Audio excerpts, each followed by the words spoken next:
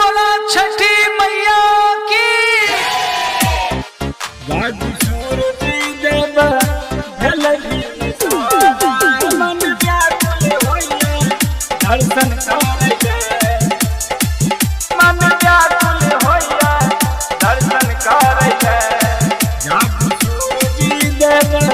Vaishnavi recording studio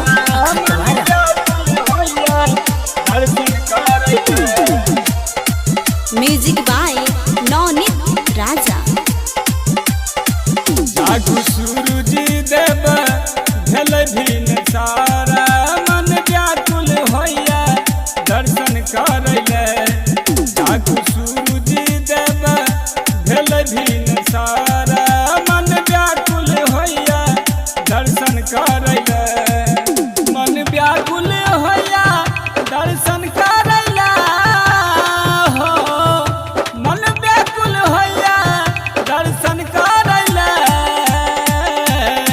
जागु Suraj Dev भेल भीन सारा मन व्याकुल होइया दर्शन करैले। जागु सूरज देव भेल भीन सारा मन व्याकुल होइया दर्शन करैले। सुमित सतीश रईमा, सुमित सतीश रईमा।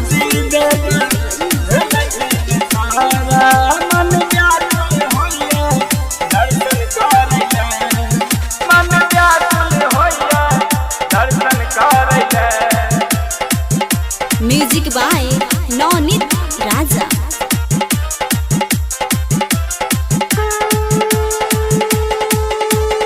प्रेम से बोला छठी मैया की।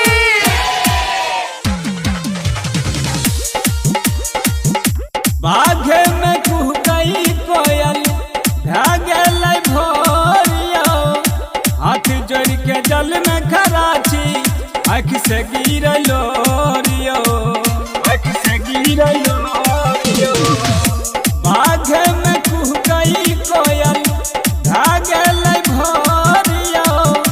हाथ जोड़ के जल में खराची आँख से गिरलो रियो।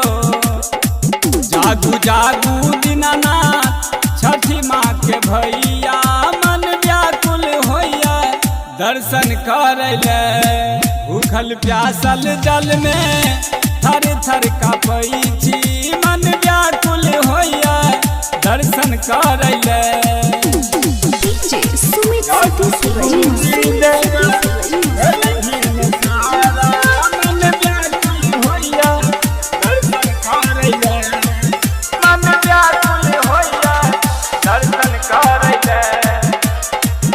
म्यूजिक बाय नवनीत राजा।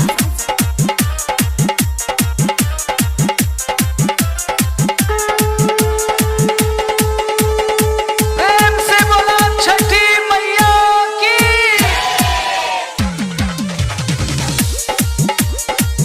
सूप सजाइने दीप जलैने जल में खरा जियादित आस लगैने, आस लगैने।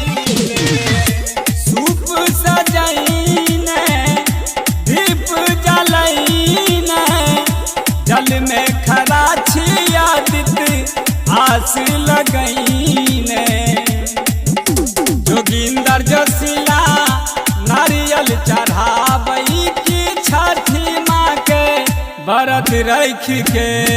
भूखल प्यासल जल में थर थर कापै छी मन व्याकुल होइया दर्शन करैले।